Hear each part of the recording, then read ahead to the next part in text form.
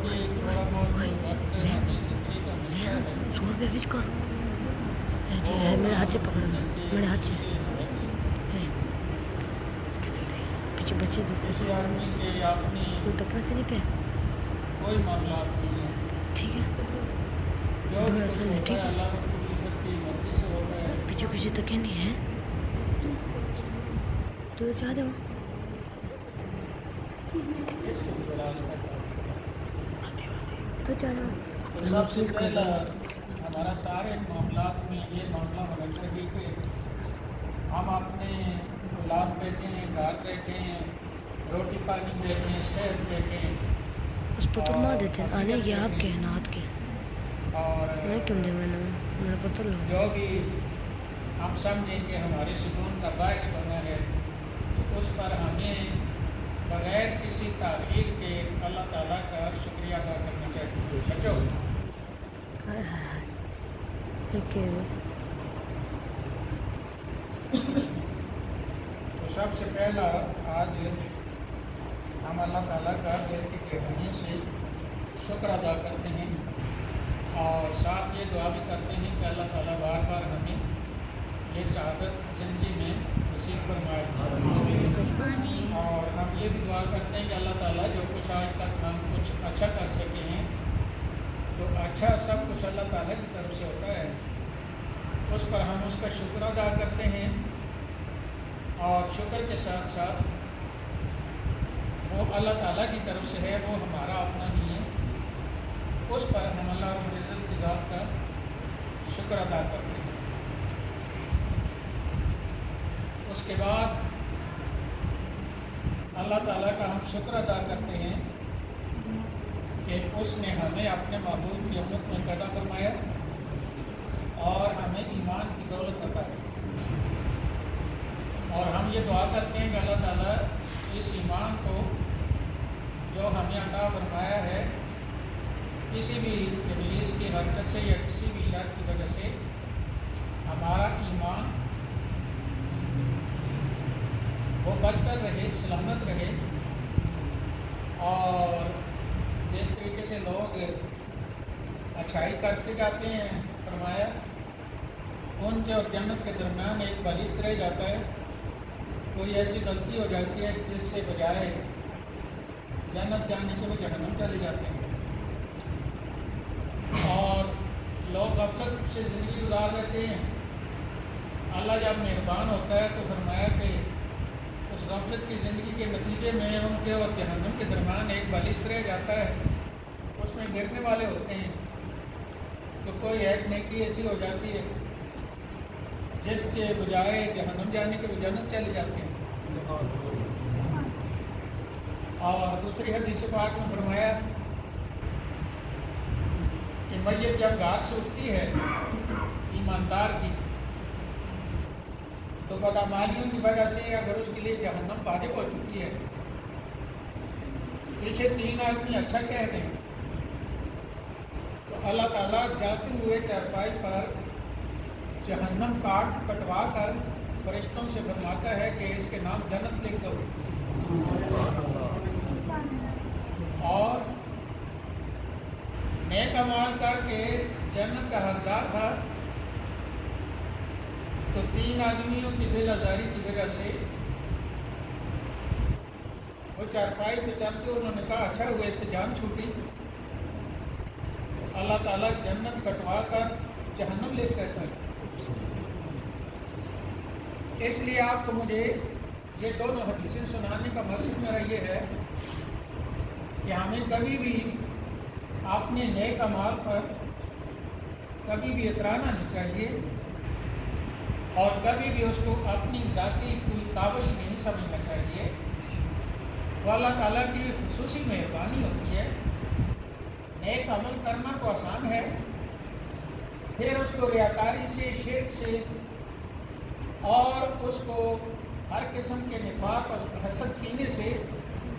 اور بے ادب ہونے سے ضائع ہوتا ہے۔ تو ہم آج کی رات یہ دعا کرتے ہیں کہ اللہ تعالیٰ جو کچھ ہم اچھا کر سکیں، پہلی بات تو یہ ہے کہ اس کی توفیق سے، ہمارا اپنا ذاتی معاملہ نہیں ہے، پھر ہم اس سے دعا کرتے ہیں کہ یا اللہ تو ہمارے اعمال کو ہمارے اپنی شر سے، اعمال پر تکبر اور غرور کرنے کی شر سے، اور لوگ کہیں واہ کیا ہے لوگوں کے شر سے ہمارے نیک اعمال کو یا اللہ تو محفوظ فرما، نہ صرف ہمارے لیے محفوظ فرما بلکہ جن والدین نے ہمارے ساتھ بہت زیادہ محنت کی ہے، ماں نے پیٹ میں اٹھایا ہے اور ماں باپ نے ہمیں پال پوس کر بڑا کیا ہے، علماء نے ہمیں دین سکھایا ہے، اساتذہ نے ہمیں اچھا انسان بنایا ہے، چاہے اسکول کے ہیں یا مدرسے کے ہیں یا کالج یونیورسٹی کے ہیں، جتنے بھی ایمان والے ایسے لوگ ہیں اور وہ دنیا سے چل بسے ہیں، ان کے لیے میں بطور خاص دعا مانگتا ہوں کہ اس ہماری کاوش میں جو ہمیں ملنا ہے ہم سے زیادہ ان کو اللہ تعالیٰ ہمارے والدین کو، اساتذہ مشائخ کو اور ان لوگوں کو جنہوں نے ہمارے ساتھ محنت کی اور دین ایمان پہ قائم رکھا، اللہ تعالیٰ ان کو آج کی رات ہم سے بہت زیادہ عطا فرمائے۔ پھر میں یہ بھی دعا کرتا ہوں اور آپ لوگوں کی آگاہی کے لیے، شاید آپ میں سے کچھ لوگوں کو پتہ بھی ہوگا کہ یہ عمران خان جب آیا، میں نام لے کر کہہ رہا ہوں، اس وقت سے مرزائیت کو، شیعیت کو، اور اس وقت سے سکھ اور ہندو کو، اور اس وقت سے یہود و نصارہ کو، یہ پاکستان کے ایماندار لوگوں کے ایمان کے تباہ کرنے کے لیے اس نے کسر کوئی نہیں چھوڑی۔ یہ میں آج پورے ثبوت کے ساتھ بات کر رہا ہوں، اور آج کی مبارک رات ہے، میں یہ دعا کرتا ہوں کہ اللہ اس کو اتنے بڑے شر پھیلانے کی طرف جو جا رہا ہے اس سے پہلے اس کو اللہ ہلاک کر دے، اور اس سے عالم اسلام کو اور پاکستان کے مسلمانوں کو اور ان کے ایمان کو اور اس ملک کے استحکام کو اور سلامتی کو اللہ محفوظ رکھے۔ اور وہ نور الحق پادری جو بڑا خبیث انسان ہے، بڑے اچھے لوگوں کا بچہ ہے لیکن بہت خبیث آدمی ہے، اس منافق کو اللہ رب العزت ہلاک کرے۔ اور اس نے جو بتایا ہے کہ 6 اور کابینہ کے آدمی ہیں جنہوں نے یہ رائے پیش کی تھی مرزائیوں کے بارے میں، ان کو اللہ ہلاک کرے، اور اس ملک کو قائد اعظم علامہ اقبال، علماء، مشائخ نے اور آپ لوگوں نے اور آپ کے باپ دادا نے اور ہماری ماں بہنیں جن کے پستان کاٹے گئے اور جنہوں نے اپنی عزت بچانے کے لیے دریاؤں میں اور کنویں میں چھلانگیں لگائی، اور جن کو ہندو اور سکھ اٹھا کر لے گئے، اور جن بچوں کی لاشیں تڑپ تڑپ کر جنہوں نے کھائیں، آپ نے دیکھا ہوگا سارا، یہ سارے کافر لوگوں نے کی۔ اس ملک کو مسلمانوں کے لیے بنایا، اسلام کی آزادی کے لیے بنایا، اسلام پر آزادی سے عمل کرنے کے لیے بنایا، نبی پاک کی غلامی کو آزادی سے اپنانے کے لیے بنایا، اور اس ملک کو لوگوں نے اپنی جانوں پر کھیل کر، میرے والد صاحب فرما رہے تھے کہ میں کھڑا تھا جس وقت لاہور میں گاڑی آئی انڈیا سے، مال گاڑی، تو لاشوں کی، مسلمانوں کی لاشوں کی باری تھی اور نیچے سے خون بہ رہا تھا۔ ان لوگوں کے ساتھ یہ بہت بڑا فراڈ، یہ بہت بڑا عربی اجمی اسماعیل، جس کو پہلے لوگوں نے کتابوں کے اندر لکھا، شورش کشمیری نے لکھا، سب نے لکھا کہ ایسے ایسے ہوگا، اور اس نے بالکل اس کے مطابق ایسے کیا ہے۔ اللہ تعالیٰ ان مردودوں سے سارے لوگوں کی قربانیوں کو، جو انہوں نے اپنے بچوں کو مسلمان باقی رکھنے کے لیے خطہ زمین الگ کر کے بنایا تھا، ان لوگوں کے شر سے، ان لوگوں کے وجود سے، ان کی نسلوں سے اللہ تعالیٰ اس ملک کو محفوظ رکھے اور ان کو اللہ تعالیٰ ہلاک کرے، اور ان سے عالم اسلام کو اور مسلمانوں کو، حرمین شریفین کی عزت کو اور عالم اسلام کی ساری اقدار کو، ہمارے آباء و اجداد کی قبروں کو اللہ تعالیٰ محفوظ رکھے۔ یہ معمولی کیس نہیں ہے، اس کے لیے آپ معمولی نہ سمجھیں، یہ بہت بڑا فتنہ ہے، بہت بڑی سازش ہے۔ اور مسلمانوں کا قتل عام اس خبیث نے کشمیر لکھ کر دے دیا جس کشمیر کے لیے کسی کی جرأت نہ ہو سکی، اور اس خبیث نے آج تک وہ جو اسد کیسر ہے وہ پکا مرزائی ہے، اور وہ کسی بھی مسلمان کو اسمبلی میں بات نہیں کرنے دیتا۔ اس لیے یہ ایک بڑی سازش ہے اور بہت بڑا فتنہ ہے اور ہماری بہت بڑی غلطی ہے۔ اللہ تعالیٰ ہمیں معاف کرے، اور آئندہ اللہ رب العزت دشمنوں سے اللہ تعالیٰ جو ہمارے چھپے ہوئے دشمن ہیں، آپ کو پتہ ہے نا کہ عمران کی والدہ اور اس کے نانے نانی اور سارے بڑے جتنے بھی تھے مرزائی ہیں، اور یہ جو باجوہ ہے اس کا باپ کرنل اقبال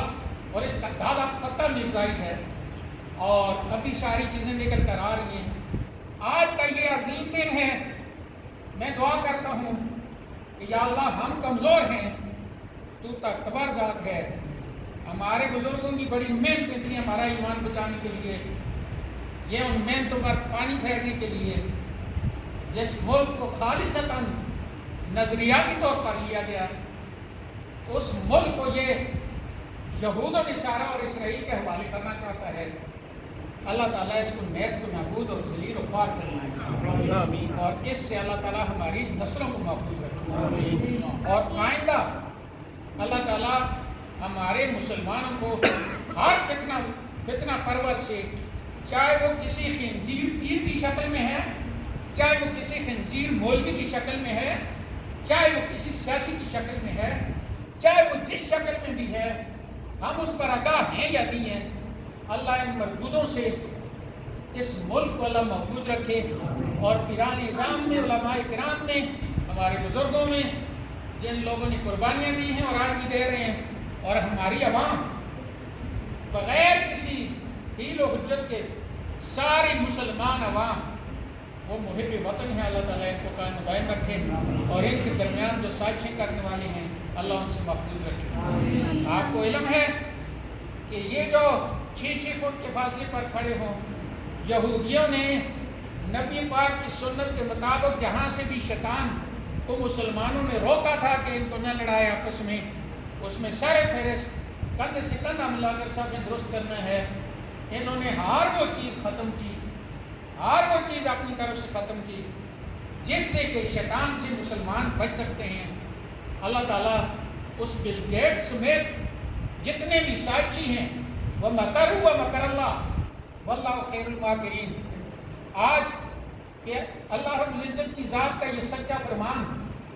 آج ہمارے سامنے ہے، اور ہم یہ دعا کرتے ہیں کہ واللہ خیر الماکرین، یا اللہ ساری تدبیریں کرنے والوں سے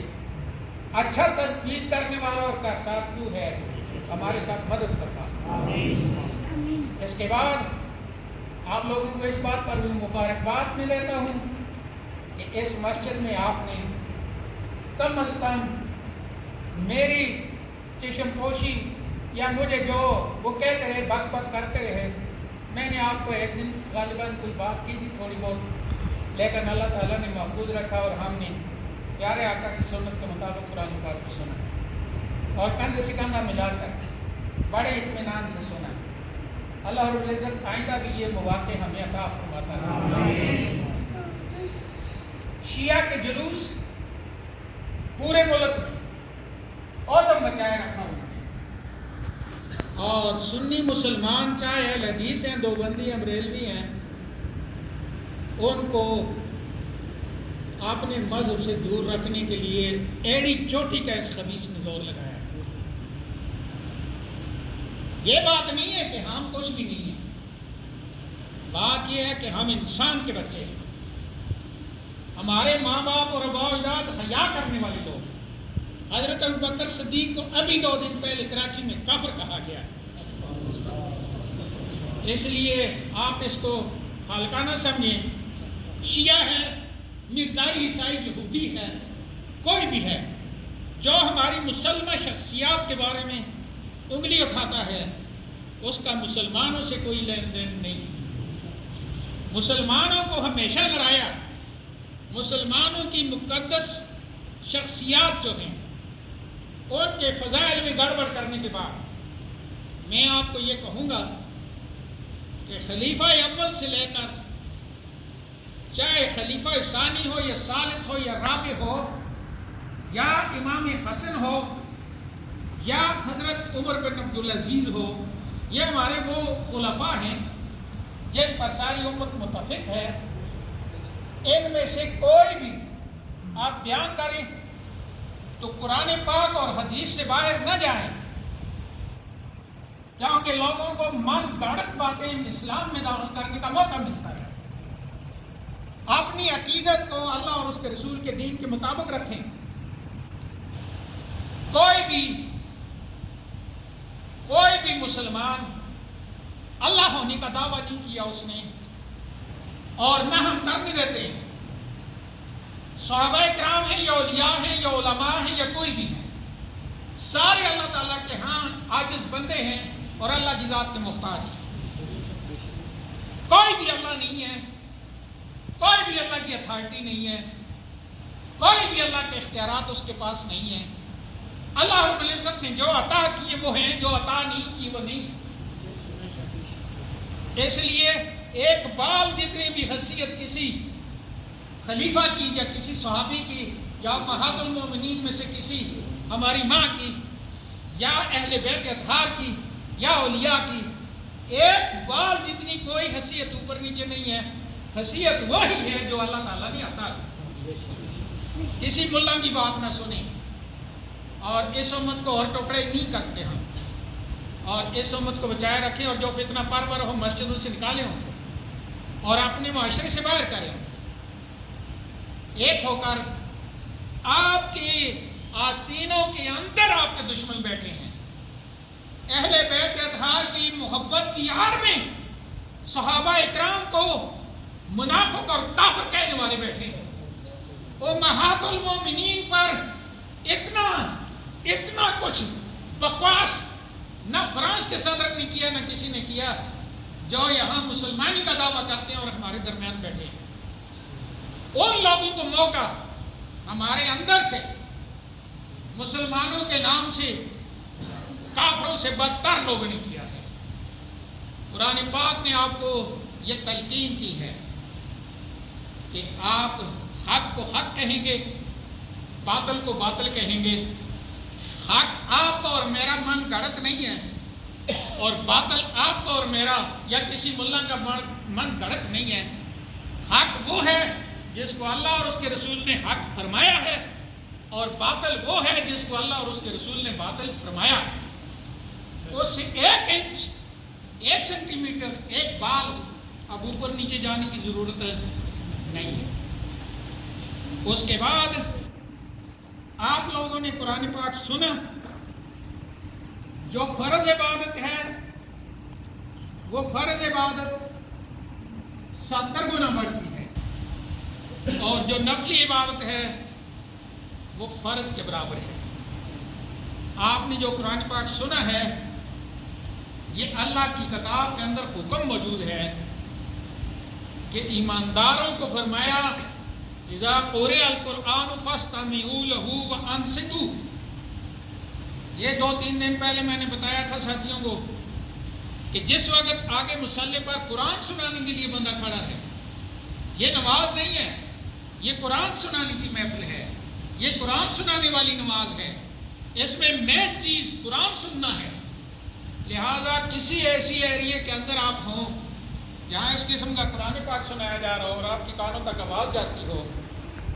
اور اگر وہ مکان ہے کہ آواز نہ بھی جاتی، جیسے یہ مسجد ایک مکان ہے، اگر کسی اتنے دور کونے میں بیٹھے ہیں آپ کو آواز نہیں جا رہی، تب بھی خاموش رہنا ضروری ہے۔ اس لیے اس مسئلے کو اچھی طریقے سے رکھنا اور اپنے بچوں کو بتانا ہے، اور درمیان میں بتاؤں کہ بچوں کو ساتھ مسجد ضرور لائیں، لیکن جو باپ بچوں کو لے کر آئے وہ بچوں کے لیے قربانی دے، وہ خود ان کو پیچھے کھڑا کرے اور ان کو کہے بیٹا بڑوں سے پیچھے کھڑا ہونا ہوتا ہے۔ اگر بچہ چھوٹا ہے اور وہ باپ کے بغیر کھڑا نہیں ہوتا تو باپ کو پیچھے چلا جانا چاہیے، اور لوگوں کی نمازوں کا خیال رکھا جائے، لوگوں کی نمازوں اپنے سر پہ نہ لیں۔ یہ درمیان میں ایک مسئلہ ہے، قرآن پاک سننا قرآن پاک کے اندر ہے۔ اس کے مقابلے میں یہ مومنوں کا طریقہ ہے، مومنوں کو اللہ نے تلقین کیا ہے۔ اس کے مقابلے میں جو بھی مومن نہیں ہے بے ایمان ہے، ان کے بارے میں فرمایا کہ جب قرآن پاک سنایا جاتا ہے تو وہ یہ کہتے ہیں، اسی قرآن پاک کے اندر آیت ہے، لا تسمعوا لہذا القرآن والغوا فیہ لعلکم تغلبون، کہ جب یہ قرآن پاک سنایا جائے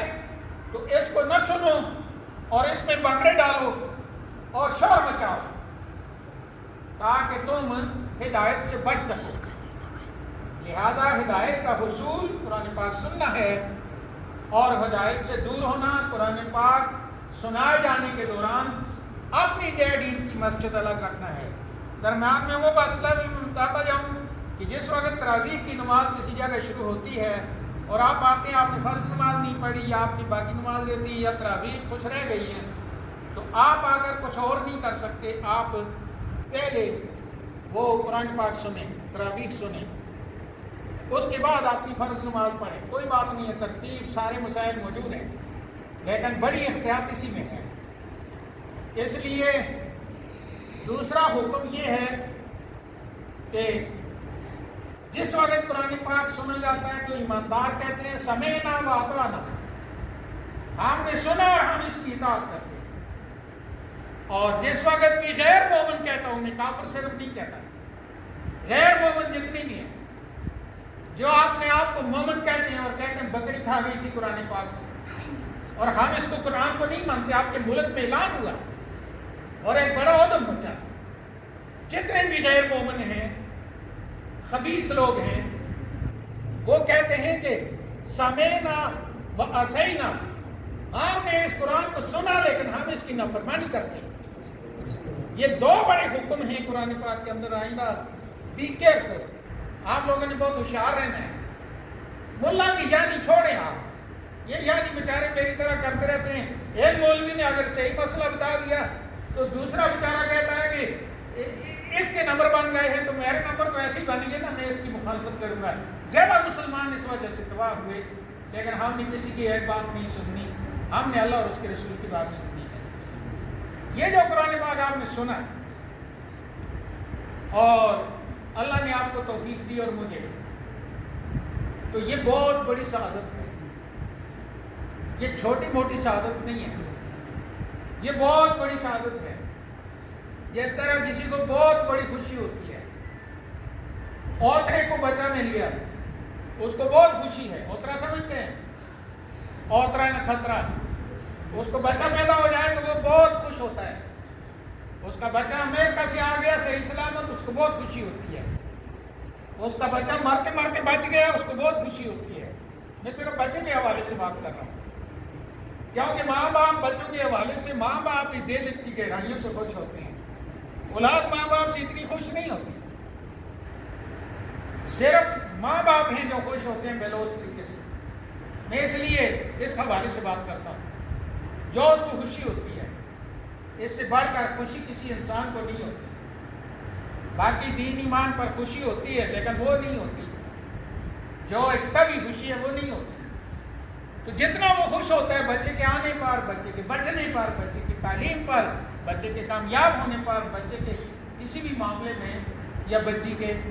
جتنا وہ اس پر خوش ہوتا ہے، وہ سوچے بھی نہیں کہ اس سے کروڑ ہاتھ زیادہ خوشی اس بات کی ہے یوم یفر المرء من اخیہ وامہ وابیہ وصاحبتہ وبنیہ، کہ جس دن قیامت والے دن آپ نے اور میں نے اللہ کے ہاں جانا ہے، تو اس وقت ہر کسی کو اپنی پڑی ہو۔ یفر المرء من اخیہ، اس قرآن پاک میں آپ نے سنا کہ بھائی سے بھاگے گا، وامہ وابیہ، اور ماں سے بھاگے گا، باپ سے بھاگے گا، وصاحبتہ وبنیہ، اور اپنی بیوی سے بھاگے گا اور بچوں سے بھاگے گا۔ حتیٰ کہ فرمایا کہ ماں کو یہ کہا جائے گا کہ تیرا بیٹا جہنم جا رہا ہے، ایک نیکی کام ہے، تیری نیکی بہت زیادہ، ایک نیکی دے دے، تو ماں کہے گی یہ تو میرا بیٹا ہی نہیں ہے۔ وہ ماں جو یہاں ایسی جان دیتی ہے کہ صحابی کی جان کا نہیں ہو رہی تھی، صحابہ نے آ کر نبی پاک سے فرمایا، آپ نے آگے سے نہیں فرمایا پتہ نہیں کیا بات ہے، کیا نبی ہے، اللہ اس کو ہر وقت آگاہ رکھتا ہے، تو آپ نے فرمایا اس کی والدہ کو بلاؤ، والدہ کو بلایا تو آپ نے فرمایا اس کو معاف کر دے، کیا ہوں گے کسی کے اذا جاء اجلهم لا یستاخرون ساعة ولا یستقدمون، کہ ایک وقت انسان کی موت کا مقرر ہے، اس کو آگے پیچھے اور کوئی چیز نہیں کرتی سوائے ماں کے اختیار کے۔ تو آپ نے فرمایا کہ اس کو معاف کر دے، 3 دن ہو گئے اس کے تکلیف میں ہے، تو اس نے کہا میں نہیں معاف کرتی۔ آپ نے فرمایا پھر لکڑیاں جلا اور اس کے بچے کو جلا دو۔ تو کہنے لگی یا رسول اللہ میں معاف کرتی ہوں، میں جلتا اس کو دیکھ نہیں سکتی۔ فرمایا تو اس آگ میں جلتا نہیں دیکھ سکتی اور اس کو، تو وہ آگ جس آگ میں جہنم میں یہ جاتا، اس کی ایک چنگاری اگر زمین پر اتر جائے تو ساری زمین پگھل جائے۔ وہ ماں جو یہاں معاف کر رہی ہے وہ بھی قیامت والے دن کہے گی کہ یہ میرا بیٹا ہی نہیں ہے۔ لہذا وہاں اگر کسی نے کام آنا ہے، اللہ نے تو خود پکڑا ہے، اللہ نے تو خود پکڑا ہے، 50,000 سال کا دن ہے محشر کا، وہ تو نہیں چھوڑتا۔ شبیر علی شاہ صاحب وہ جو بدر ہے وہ کمنٹری کرتا ہے، تو اس نے کہا خدا حافظ خدا ناصر لیکن یہ تو محشر ہے۔ تو میں نے کہا بدر صاحب ذرا سمجھائیں ان لوگوں کو، آپ کیا کہہ رہے ہیں؟ تو اس بیچارے کو یہ تو پتہ نہیں، تو شاہ صاحب نے مجھے کہا کہ کیسا ہو، اس بیچارے کو کیا پتا، آپ خود بتائیں۔ یہ جس لہجے کے ساتھ بات کر رہا ہے یہ نہیں ہے بات، لفظ یہی ہے، لہجہ بدلے گا، مفہوم بدلے گا۔ خدا حافظ خدا ناصر لیکن یہ تو محشر ہے، سمجھ آ رہی ہے؟ اگر یہ کہہ دیا جائے خدا حافظ خدا ناصر لیکن یہ تو محشر ہے، یہ تو کوئی بات نہ ہوئی، لیکن خدا حافظ خدا ناصر لیکن یہ تو محشر ہے، ایک تیرا ہی سہارا یا رسول اللہ، یہ محشر ہے، اللہ نے خود پکڑا ہوا ہے۔ اب چھڑانے کے لیے کوئی اور ہو نا، ایڈمنسٹریشن کا اصول ہے، ایڈمنسٹریٹر جب پکڑتا ہے خود ہی چھوڑ دے، تو اس سے بڑا فساد دنیا میں اور کوئی نہیں ہو سکتا کہ ایڈمنسٹریٹر خود پکڑے اور خود چھوڑے۔ لہذا پکڑتا وہ خود ہے، چھڑانے کے لیے خود نہیں چھوڑتا تاکہ دنیا کا امن تباہ نہ ہو جائے۔ اللہ رب العزت خود نہیں چھوڑتا، اس لیے پیارے آقا کو راضی کرنے کے لیے وَلَا سَوْفَ يُعْطِيكَ رَبُّكَ فَتَرْضَىٰ، راضی کرنے کے لیے اللہ رب العزت نے فرمایا کہ ٹھیک ہے میرے محبوب میں پکڑوں گا، تو چھڑا لینا۔ اور جس وقت چھڑانے کی بات آئی تو لوگوں نے کہا کہ اس میں ابو جہل بھی، ابو لہب بھی ہے، شداد بھی، نمرود قارون بھی ہے، اس میں ابلیس بھی ہے، اس میں سارے ہیں، رب چھوڑتا نہیں ہے، محشر ہے۔ یہ وہ حدیث ہے جس کے بغیر ایمان مکمل نہیں ہوتا۔ سب نے سوچا، مسلم غیر مسلم نے، کہ کوئی بزرگ ڈھونڈو جو اللہ کو راضی کرے۔ حضرت آدم کے پاس گئے، انہوں نے فرمایا اذهب الى غیری، میں نہیں ہوں، کسی اور کے پاس جاؤ۔ کرتے کراتے 1,24,000 کم و بیش انبیاء کے پاس گئے، سب نے فرمایا اذهب الى غیری۔ آخر میں حضرت عیسیٰ علیہ السلام نے فرمایا اذهب الى محمد هو اہلہ، کہ آپ محمد کے پاس جائیں، یہ اختیار اس کے پاس ہے جو اللہ سے آج بات کر سکے، کیونکہ ہر نبی نے کوئی نہ کوئی عذر پیش کیا۔ مثلا موسیٰ کلیم اللہ نے فرمایا مجھ سے آدمی مر گیا تھا، حضرت آدم نے فرمایا میں نے دانا کھا لیا تھا۔ سارے انبیاء انہوں نے کوئی نہ کوئی زندگی میں عذر پیش کیا۔ حضرت ابراہیم خلیل اللہ جیسے عظیم پیغمبر نے فرمایا کہ میں نے اتنی سکیم فرما دیا تھا کہ میں بیمار ہوں، میں آج اللہ کا کو فیس نہیں کر سکتا۔ جس وقت سارے گئے تو سب نے عذر پیش کیا۔ حضرت عیسیٰ نے فرمایا ہمارے اور آپ کے آقا کا جب آپ کی طرف گئے تو آپ نے یہ نہیں فرمایا کہ نہیں، فرمایا انا لہا، آج اللہ سے چھڑانے کے لیے میں ہوں۔ اگر معاشر کو کوئی کام آئے گا، نہ باپ کام آتا ہے، نہ ولی کام آتا ہے، نہ کوئی نبی کام آتا ہے، نہ کوئی پیغمبر کام آتا ہے، نہ کوئی یہ کام آتا ہے، نہ وہ کام آتا ہے۔ اگر کوئی کام آنے والا ہے اور اللہ سے چھڑانے والا ہے تو وہ صرف اور اس کا محبوب ہے محمد رسول اللہ۔ انبیاء کو بھی وہی چھڑائیں گے، سب کو وہی چھڑائیں گے۔ اس کو شفاعت کبریٰ کہتے ہیں۔ اور اعلیٰ حضرت عظیم البرکت فرماتے ہیں کہ ہم تو یہی سمجھے تھے کہ لوگ آئے کھائے کیے، لڑائی جھگڑے کیے، پروموشن لی، نوکریاں کی، پیسے کا رون کی طرح جمع کیے پونڈ کی طرح اور بس مار گئے. آپ تو یہی سمجھے تھے. لیکن یہاں آ کر پتہ چلا کہ مسیح و نجی سبھی سے کہیں نہ بنی.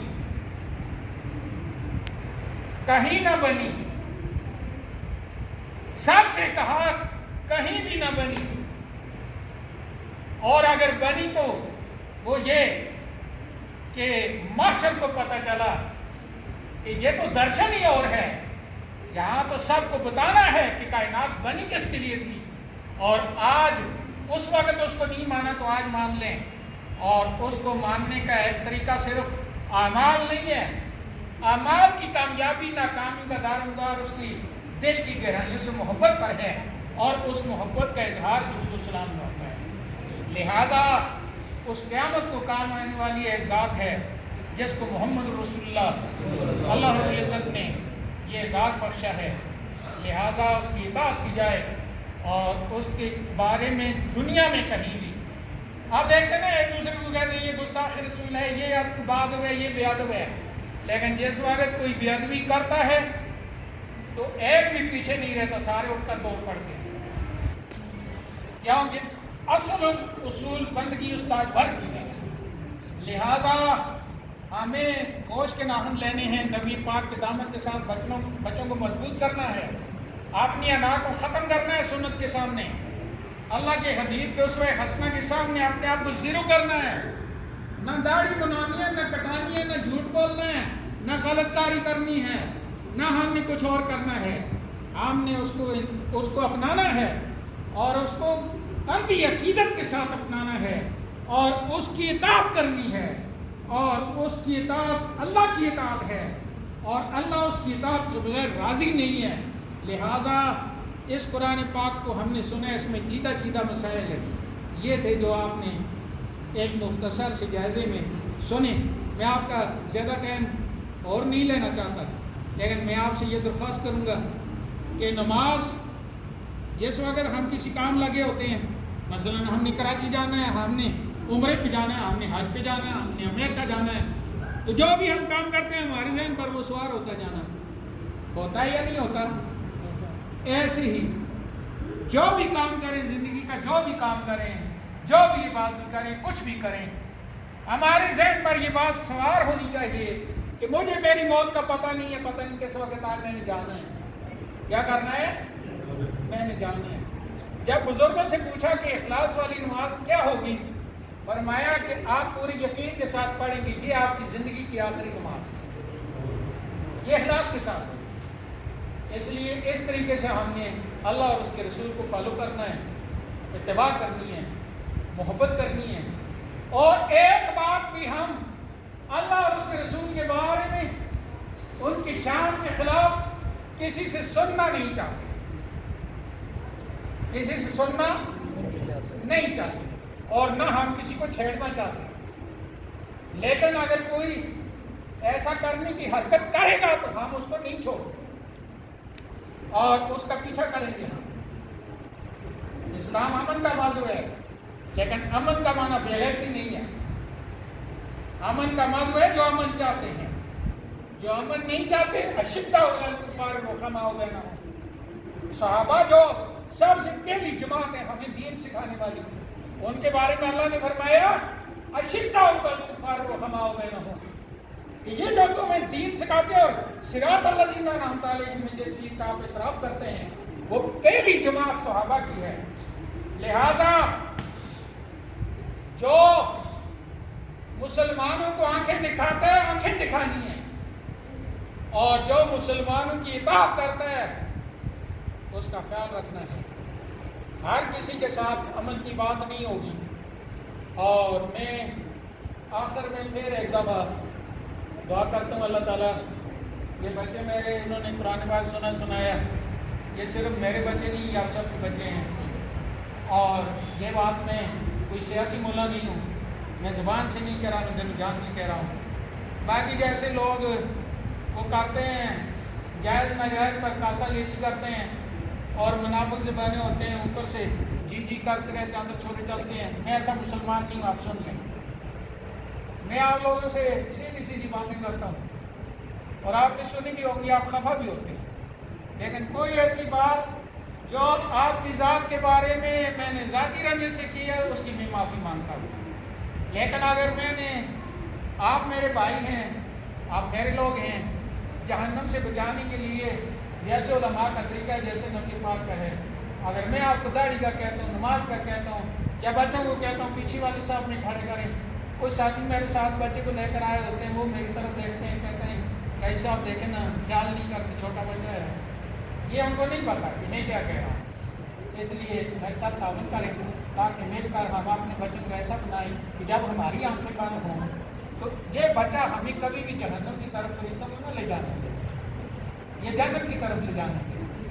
مجھے امید ہے کہ یہ چند باتیں تو اور بھی بہت ہیں, یہ ہمارے پیش نظر رہیں گی. باقی شہاب صاحب کیا کرتے ہیں یہ بتائیں گے, اور میں نے تو ان کو کہا تھا کہ کچھ بھی نہیں کرنا, ہم سب بھائی ہیں, ہمارے بچے ہیں, ہم نے کون سا ادھار مانگنا ہے. لیکن انہوں نے کہا نہیں, کوئی 9,900 انہوں نے مجھے کہا کہ سارے بھائی ہیں تو وہ کہیں گے جی ہمیں بتایا ہی نہیں ہے. تو ان کا یہ لفظ مجھے سمجھ آ